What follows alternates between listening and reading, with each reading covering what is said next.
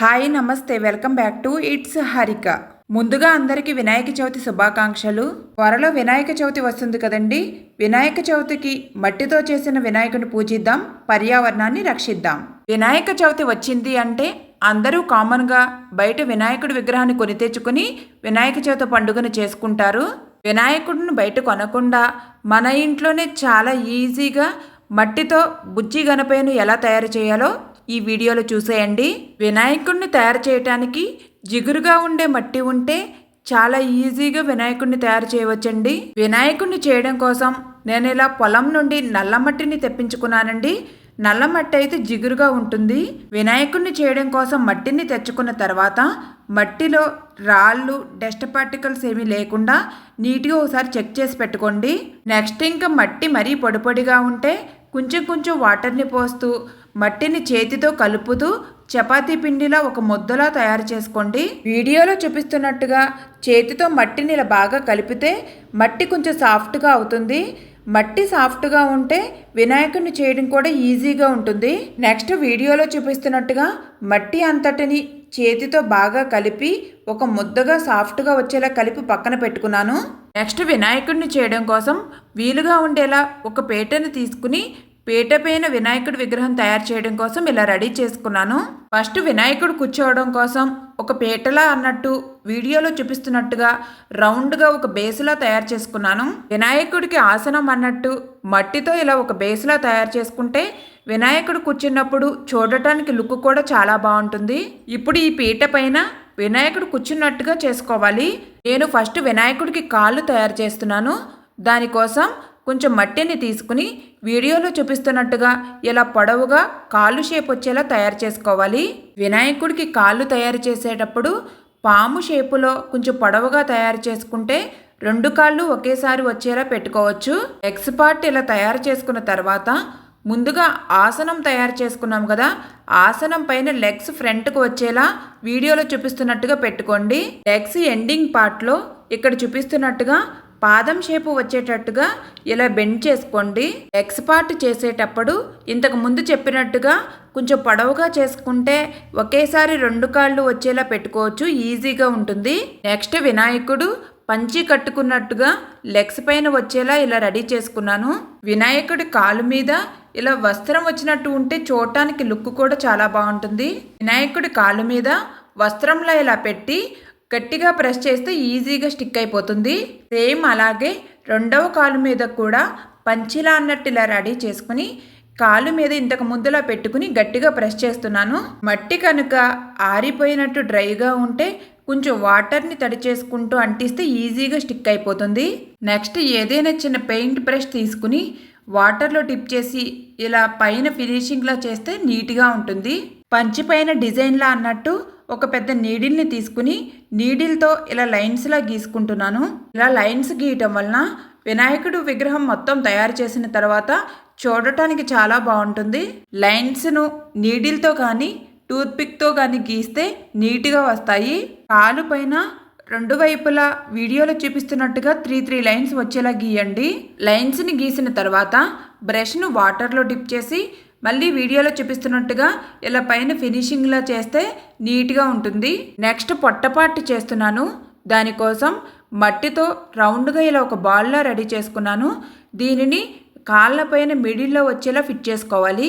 ఇలా మిడిల్లో సెట్ చేసుకున్న తర్వాత వీడియోలో చూపిస్తున్నట్టుగా పొట్టపాటు పైన గట్టిగా ప్రెస్ చేస్తే ఈజీగా స్టిక్ అవుతుంది. వినాయకుడిని చేయడం కంప్లీట్ అయిన తర్వాత మూవ్ అవ్వకుండా స్టిక్కీగా ఉండాలి అంటే ఇలా బ్యాక్ సైడ్కి తిప్పి ఇక్కడ వీడియోలో చూపిస్తున్నట్టుగా మట్టిని కింద కాళ్ళ పాటు వరకు ఇలా సెట్ చేసుకుంటే బాగా డ్రై అయ్యి వినాయకుడి విగ్రహం కదలకుండాను ఉంటుంది.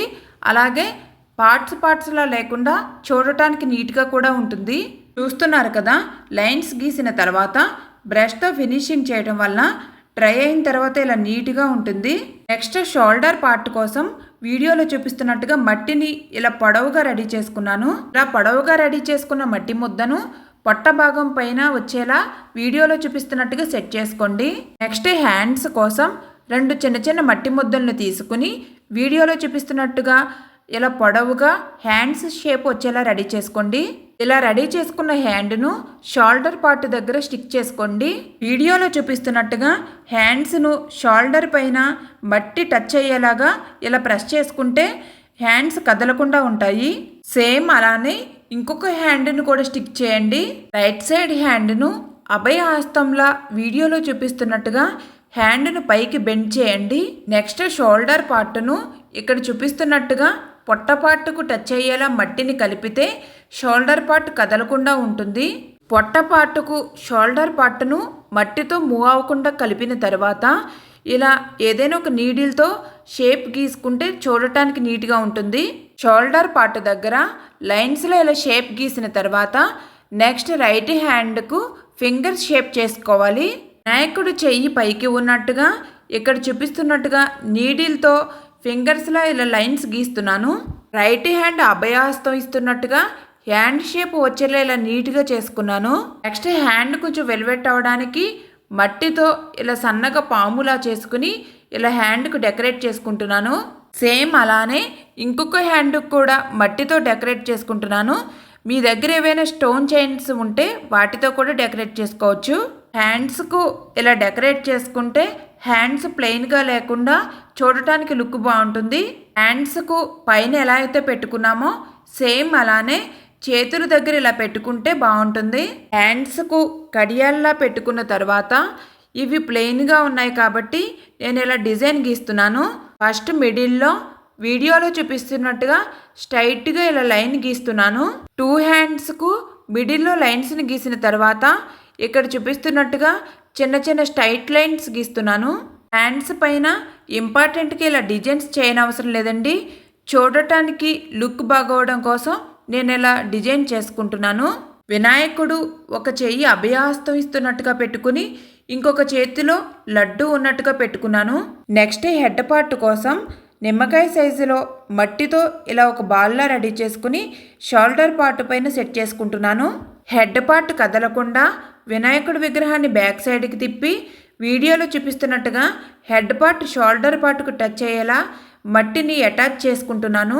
నెక్స్ట్ వినాయకుడికి చెవులు పెట్టడం కోసం వీడియోలో చూపిస్తున్నట్టుగా 2 చిన్న చిన్న మట్టి ముద్దలను తీసుకుని హెడ్ పార్ట్కు చెవుల్ని అటాచ్ చేసుకుంటున్నాను. వినాయకుడికి చెవులు సెట్ చేసేటప్పుడు కొంచెం వాటర్ని తడి చేసుకుని చెవుల్ని సెట్ చేస్తే ఈజీగా సెట్ అవుతాయి. అలాగే మట్టి డ్రై అయిన తర్వాత ఊడిపోకుండా కూడా ఉంటాయి. వినాయకుడికి చెవులను ఈజీగా ఇలా రౌండ్గా అయినా డిజైన్ చేసుకోవచ్చు, లేదంటే మనకు నచ్చిన షేప్లో అయినా చేసుకోవచ్చు. నేను ఇలా నాకు నచ్చినట్టుగా ఇలా డిజైన్ చేసుకుంటున్నాను. మీరు కనుక చెవులను రౌండ్గా అయినా సరే లేదా మీకు నచ్చిన షేప్లో అయినా సరే రెడీ చేసుకున్న తర్వాత చెవుల పైన నీడిల్తో ఇలా లైన్స్ని గీస్తే చూడటానికి లుక్ బాగుంటుంది. నెక్స్ట్ వినాయకుడికి తొండం పెట్టడం కోసం మట్టిని పొడవుగా ఇలా పాములా రెడీ చేసుకుని ఫేస్ పైన ఇలా అటాచ్ చేసుకుంటున్నాను. వినాయకుడికి తొండంను ఫేస్లో కలిసేలా చేతితో మట్టిని ఇలా అటాచ్ చేసుకుంటే చూడటానికి బాగుంటుంది. అలాగే వినాయకుడికి తొండం చివర ఇక్కడ చూపిస్తున్నట్టుగా ఇలా బెండ్ చేసుకుంటున్నాను. నెక్స్ట్ వినాయకుడికి కళ్ళు కోసం ఫేస్ పైన మట్టిని ఫింగర్స్తో లోపలికి కళ్ళు షేపు వచ్చేటట్టుగా ప్రెస్ చేస్తున్నాను. నెక్స్ట్ వినాయకుడికి బొట్టులా అన్నట్టు ఇలా నామాన్ని పెట్టుకున్నాను. వినాయకుడికి తొండం పైన లైన్స్లా ఉంటుంది కదా, అలాగే లైన్స్ని గీస్తున్నాను. నెక్స్ట్ వినాయకుడికి తలపైన కిరీటం కానీ తలపాగా కానీ ఉంటుంది కదా, నేను మట్టితో ఇలా తలపాగా చేస్తున్నాను. తలపాగా కోసం కొంచెం మట్టిని తీసుకుని మట్టిని ఇలా స్క్వేర్ షేప్లో చేసుకుని హెడ్ పైన ఇలా అటాచ్ చేసుకుంటున్నాను. హెడ్ పైన పెట్టిన స్క్వేర్ షేప్కు ఫ్రంట్ పార్ట్లో ఇక్కడ చూపిస్తున్నట్టుగా నీడిల్తో 3 లైన్స్ని గీస్తున్నాను. నెక్స్ట్ తలపాగా డిజైన్ చేయడం కోసం మట్టితో ఇలా రెక్టాంగిల్ షేప్లో చేసుకుంటున్నాను. ఇలా చేసుకున్న రెక్టాంగిల్ షేపును హెడ్ పైన తలపాగాలా ఇక్కడ చూపిస్తున్నట్టుగా సెట్ చేసుకుంటున్నాను. హెడ్ పైన తలపాగా పెట్టేటప్పుడు ఇక్కడ చూపిస్తున్నట్టుగా రెక్టాంగిల్ షేపును కొంచెం బెండ్ అయ్యేటట్టుగా పెట్టుకుంటే తలపాగా చూడటానికి లుక్ బాగుంటుంది. వినాయకుడికి తలపాగాగా పెట్టిన రెక్టాంగిల్ షేప్కు ఫ్రంట్ పార్ట్లో నీడిల్తో ఇలా లైన్స్ని గీస్తే తలపాగా బాగుంటుంది. తలపాగాకు లైన్స్ గీయటం వలన లుక్ ఇంకా వెల్వేట్ అవుతుంది. నేను ఇలా నీడిల్తో 4 లైన్స్ని గీస్తున్నాను. నెక్స్ట్ వినాయకుడికి తలపాగా ఇంకా కొంచెం లుక్ రావడం కోసం మట్టితో ఇలా యూ షేప్లో రెడీ చేసుకుని వినాయకుడికి బ్యాక్ సైడ్ వచ్చేలా సెట్ చేసుకుంటున్నాను. యూ షేప్ ప్లెయిన్గా కంటే ఏదైనా డిజైన్ ఉంటే బాగుంటుందని ఇక్కడ చూపిస్తున్నట్టుగా యూ షేప్ పైన నీడిల్తో ఇలా లైన్స్లా గీస్తున్నాను. తలపాగా ప్లెయిన్గా కంటే మీకు నచ్చిన ఏదైనా డిజైన్ సింపుల్గా చేస్తే తలపాగా చూడటానికి లుక్ బాగుంటుంది. యూ షేప్ పైన లైన్స్తో డిజైన్ చేసుకున్న తర్వాత ఇక్కడ చూపిస్తున్నట్టుగా హెడ్ పైన యూ షేప్ను మిడిల్లో సెట్ చేసుకుంటున్నాను. వినాయకుడికి తలపాగా పెట్టిన తర్వాత చాలా బాగుంది. తలపాగాకు పెట్టిన షేప్స్కు సింపుల్గా ఇలా లైన్స్ డిజైన్ చేసుకోవడం వలన తలపాగా చూడటానికి ఇంకా బాగుంది. నెక్స్ట్ వినాయకుడిని బ్యాక్ సైడ్కి తిప్పి వీడియోలో చూపిస్తున్నట్టుగా తలపాగాకు పెట్టిన షేప్స్ అన్నీ హెడ్లో కలిసేలా మట్టితో ఇలా కవర్ చేసుకుంటున్నాను. నెక్స్ట్ వినాయకుడికి కళ్ళు కోసం 2 మిరియాలను తీసుకుని కళ్ళులా పెట్టుకున్నాను. అలాగే వినాయకుడికి దంతాలు పెట్టడం కోసం కొంచెం మట్టిని తీసుకుని వీడియోలో చూపిస్తున్నట్టుగా దంతాల షేప్లో రెడీ చేసుకుని వినాయకుడికి తొండం దగ్గర దంతాలను సెట్ చేసుకుంటున్నాను. వినాయకుడికి ఒకవైపు దంతం పెద్దదిగా మరోవైపు దంతం చిన్నదిగా ఉంటుంది కదా, నేను అలానే దంతాలను చేసుకున్నాను. వినాయకుడికి కళ్ళు, దంతాలు, తొండం, తలపాగా పెట్టిన తర్వాత లుక్ ఎలా వచ్చింది. నెక్స్ట్ వినాయకుడికి మెడలో హారం అన్నట్టుగా మట్టితో సన్నగా ఇలా పొడవుగా ఒక చిన్న స్టిక్లా రెడీ చేసుకున్నాను. దీనిని జాగ్రత్తగా వినాయకుడి మెడలో వేసుకుని హారం పైన డిజైన్ చేసుకోవడం కోసం నేను ఇలా ఒక రీఫిల్ని తీసుకున్నాను. ఈ రీఫిల్తో హారం పైన మట్టిని లోపలికి ప్రెస్ చేస్తే డిజైన్ వస్తుంది. మీరు కావాలంటే బ్లౌజ్ వర్క్కు వాడే స్టోన్ చైన్స్ను వినాయకుడికి హారంగా వేసుకోవచ్చు. నేను మట్టితో చేసుకున్న వినాయకుడుకు హారం, తలపాగా ఇలా అన్నీ మట్టితో తయారు చేసుకుంటున్నాను.